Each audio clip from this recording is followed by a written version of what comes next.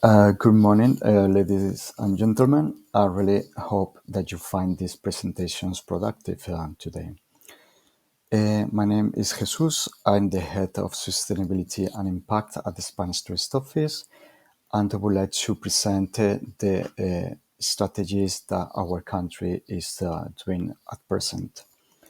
Spain is the second country in the world in terms of international tourists. This shows that it's important to find the balance between the tourism activity and sustainability.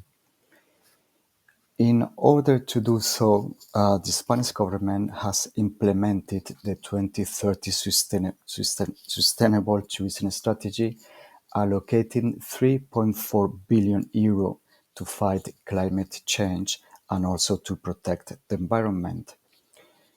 Generally speaking, there's a perceived image of Spain as a mass tourism destination. However, Spain is one of the most biodiverse countries in Europe. To corroborate this, we have some figures. We are the first country in the world in terms of biosphere reserves, and the second with global geoparks certified by UNESCO.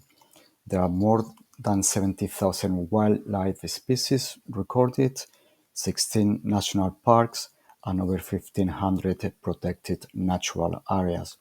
In fact, over a third of the Spanish territory is dedicated to the preservation of nature.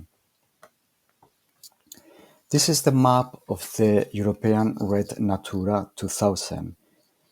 This red is the largest network of protected areas in the world and is dedicated to the conservation of threatened species and habitats.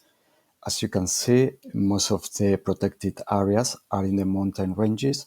However, in the Mediterranean area, the Canaries and the Balearic Islands, the traditional tourist resorts, you're never far away from any of these natural areas. We are blessed to have over 3,000 beaches in Spain. 729 of them has been awarded with a Blue Flag certificate. This is a certificate given by the Foundation for Environmental Education to those beaches that meet the standards of environmental management in terms of water quality, safety, equipment, and also environmental education. Many of them are adapted for people or for wheelchair users. One of the main objectives of the 2030 strategy is to encourage tourists to visit the lesser known areas of Spain, basically to go beyond the seaside resorts. By doing so, the benefits of the tourism industry can be spread to rural areas, providing employment and also helping to keep alive local traditions and culture. We do have over 3,000 hours of sunshine a year, meaning that the country can be explored all year round. There's some exception, obviously, like going up in the mountain in winter. You're going to find snow. In fact, there are 30 ski resorts in Spain, and also it will be advisable to avoid some areas in central Spain as temperatures easily reach 40 degrees. The strategy tried to promote outdoor nature-related activities which contribute to extend the tourist season to shoulder months. In this way, we're trying to minimize seasonality. As you already know, seasonality is the endemic problem of the tourism industry. We do have thousands of miles of signposted roads, trails, bike lines. Many run through spectacular landscapes and also areas of cultural richness where you can come across ancient monuments, World Heritage sites, archaeological sites, etc., etc. You can also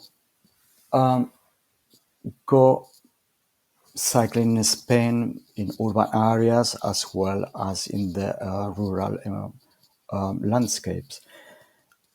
This is an initiative called the Greenways or Vías Verdes, which are 1,900 miles of disused railway tracks reconditioned into paths for hikers and cyclists. These are flat routes, so many of them are fully accessible for disabled people. So these are ideal for families and people with lower levels of physical fitness.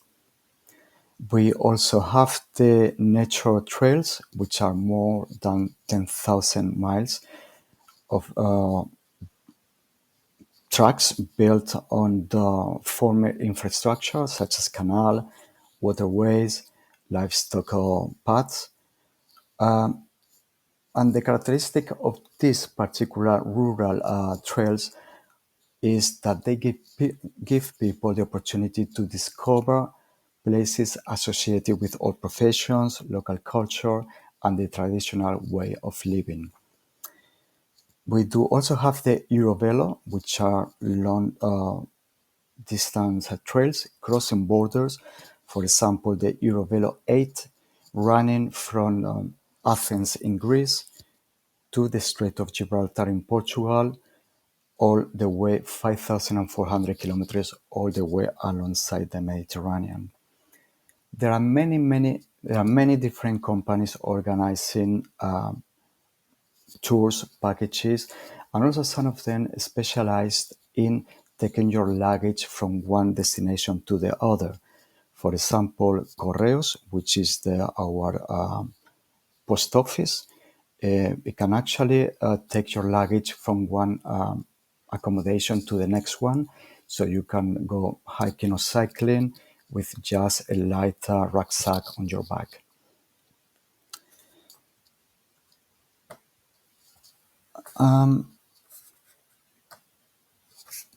You can combine easily all these slow travel activities with many different outdoor sports or leisure activities such as bird watching or stargazing, for example.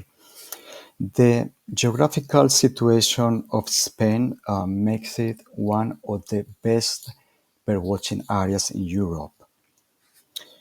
There are hundreds of species migrating from Europe and Africa, going to Spain for nesting and breeding. And also, we do have a huge list of endemic species. When it comes to stargazing, the night sky in Spain is one of the best in Europe to see the stars. The 16 starlight destinations are sites with excellent conditions for observing the star. These are light pollution free and suitable for tourist activities. Six of these starlight destinations are located in natural protected areas or even national parks. Again, there are many companies organizing packages, including transportation, guide, equipment, and accommodation in a rural settlement.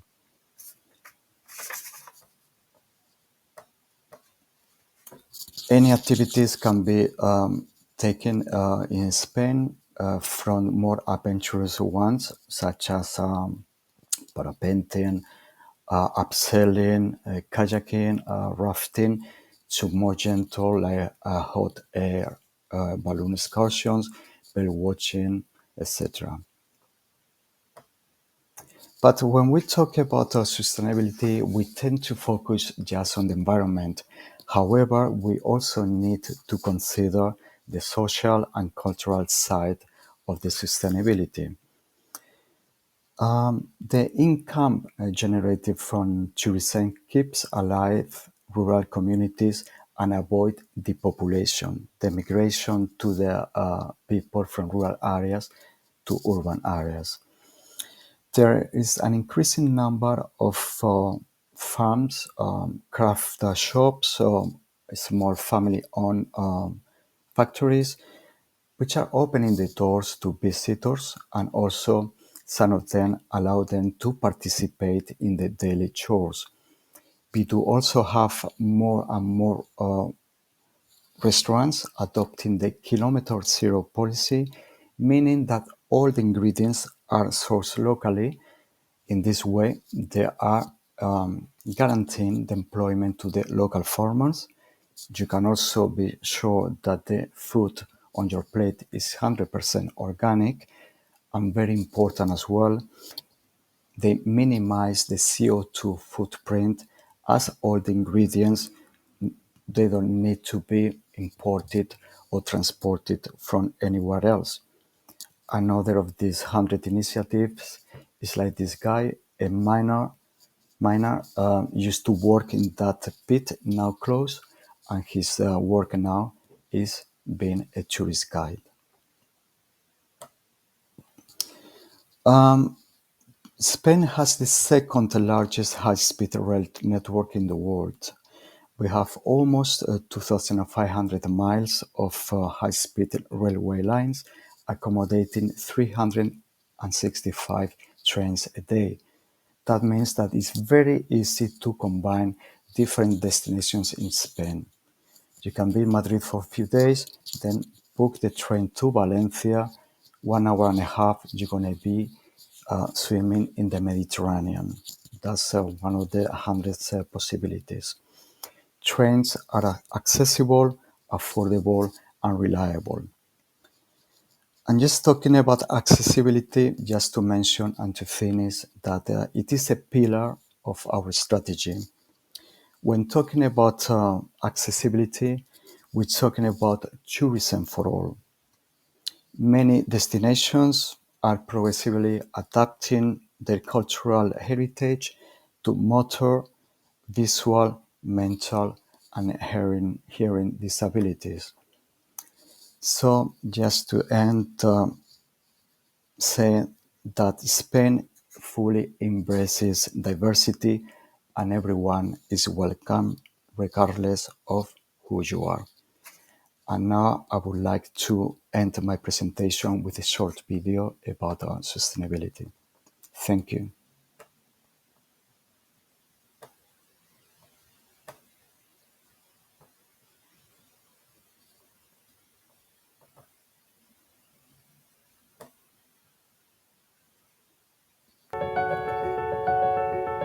Spain is a leading tourist destination, which is why we keep striving to improve, to ensure that the footprint of every trip is positive for the environment, the region, and society. Today, sustainability is not optional, and it is therefore the cornerstone of the modernisation and competitiveness plan for the tourism sector, a plan designed by the government to channel European Next Generation funds. The plan's objectives include the transformation of the tourism model to one of sustainability, with a three-pronged approach: environmental, socio-economic, and cultural.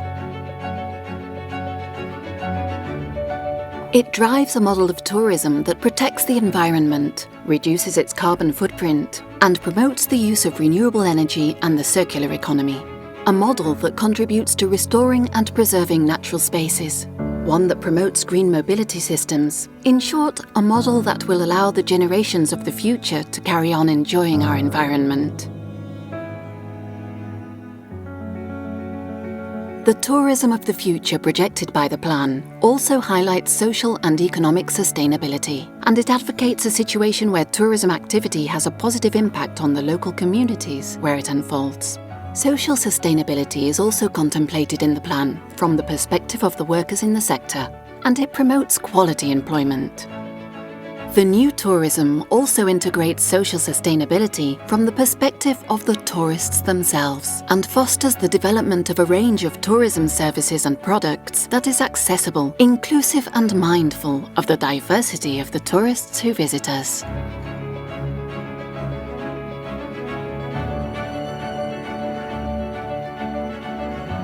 Finally, The plan promotes cultural sustainability so that rather than spoiling our heritage, tourism activity will help enhance and restore it, generating unique tourism experiences. One clear example of this is the programme for the maintenance and rehabilitation of historical heritage for tourism use.